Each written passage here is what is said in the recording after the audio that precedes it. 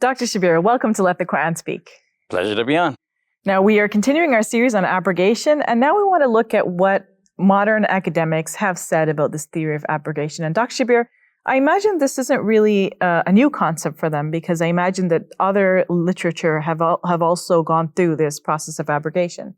Yes. You have, for example, the Christian idea that the New Testament abrogates the Old Testament, that God gave a new sort of law, covenant right? in a new dispensation through Jesus. And the book of Hebrews in the Christian New Testament specifically says in chapters 8 and 10 that there have been previous revelations, apparently referring to the Old Testament, which was for a previous time, and now we have a new dispensation. More generally, among Muslims, there is also the idea that the Quran abrogates the previous scriptures. So let's say God gave a specific commandment to Moses when people were traveling in the desert about how to build a tabernacle in the desert. So obviously that pertains to that situation. When you come to the city, you're going to build a temple. It's not going to follow the same prescriptions as the tabernacle in the desert, because to build tabernacle in the desert has to do with, tent pegs and all of that.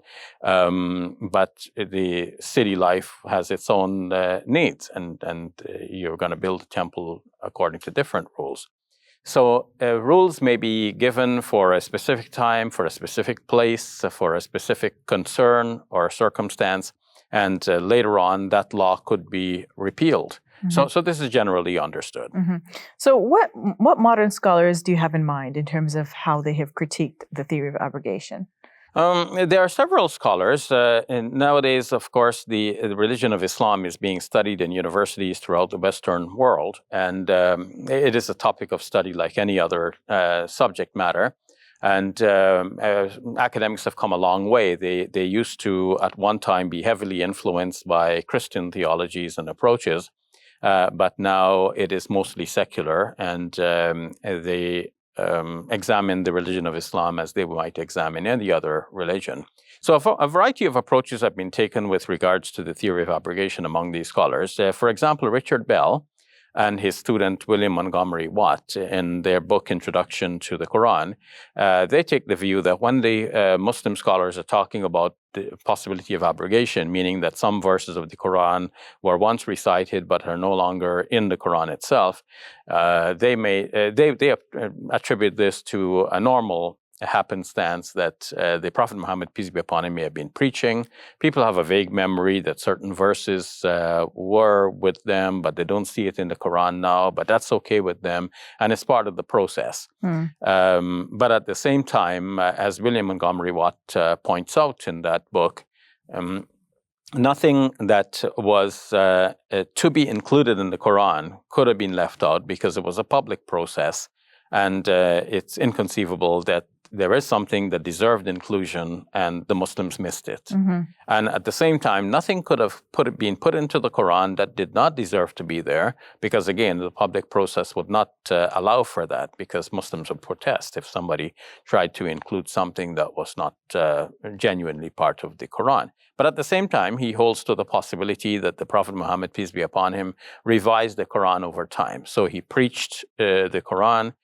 Some of the contents were in later revisions not included. He accepts that in principle, which is one of the aspects of the Muslim theory of abrogation, that some verses may have been revealed but not included in the text of the Quran as we have it now. But that's one approach. Have any of the scholars spoken about the fact that this theory of abrogation is discussed in such a widespread manner? So many scholars are talking about abrogation, and we're discussing which verses might have abrogated others. Have any scholars talked about maybe there were political reasons or religious reasons? Yes. One such scholar is Wael Hallaq. His name sounds like an Arab name, and it is, but he was not a Muslim. He was a professor at McGill University. He wrote many books, including The Origins of Islamic Law.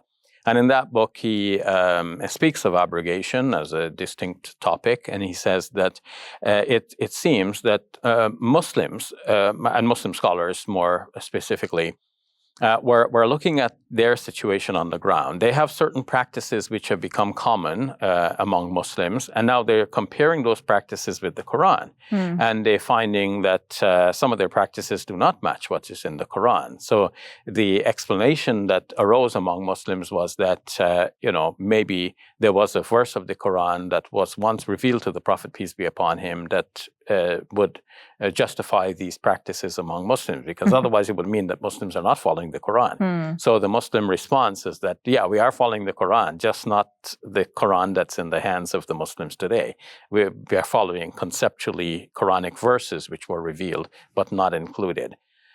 He also points out that sometimes contradictions were noticed between verses of the Quran, or at least what people would perceive to be contradictions at first sight, without gaining a deeper insight into the study of the text.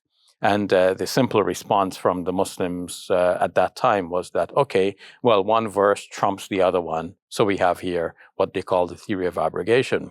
So this was taken further.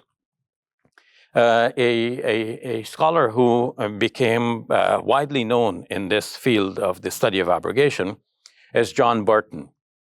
He wrote an entire book just on this topic, Islamic Theories of Abrogation. And in this book, he goes into greater detail. He traces the development of the theory. He studies Imam Shafi Is, Risala, I should say who Imam Shafi is, right? Imam Shafi was a great scholar from the 2nd century of Islam. He was born around the year 150 of the Hijrah, which means 120 years approximately after the death of the Prophet Muhammad, peace be upon him. And he comes now to be known to us as one of the eponyms of the 4 major schools of Islamic jurisprudence. He actually worked out a legal theory. At least he left us a piece of writing that works out the theory, like what is called legal theory. For the average Muslim, we just need to know, what are we supposed to do? But for the Muslim scholar who is working this out theoretically, there has to be like a theory, like how do we get to that final answer. So the Muslim scholar will say we have to get it from the Quran. If it's not in the Quran, we get it from the statements of the Prophet, peace be upon him. If it's not in the statements of the Prophet, then it must be something that the Muslim scholars have agreed on, which is called ijma. And if it's not by ijma, then at least it may be the qiyas of one scholar. It's kind of an analogy. Something is clearly stated.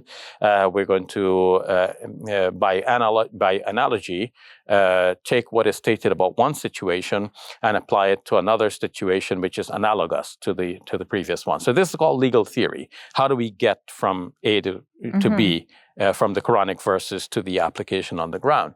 So Imam Shafi worked this out according to his own theorizing in a book called Ar-Risala.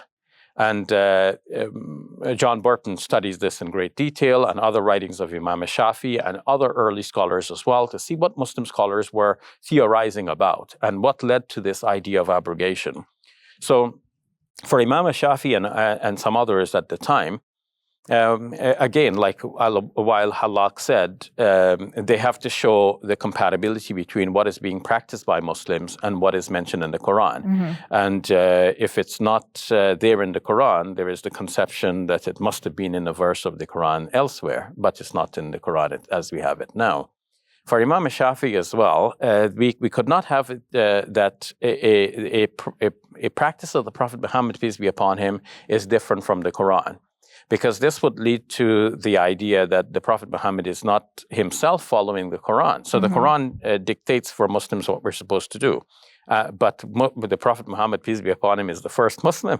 So he has to do what the Quran says. And if the reports in Hadith show that he was doing something else, then for Imam Shafi, the answer must be that there must have been another verse of the Quran that the Prophet Muhammad, peace be upon him, himself is following. And so with such theorizing, the Muslim scholars arrived at the idea that some verses were not included in the Quran, but they're nonetheless Quranic, and also that there are verses in the Quran which no longer apply because Muslims were not applying it. And their explanation for that is that, it's been abrogated because we're following the one which has not been abrogated, and so on.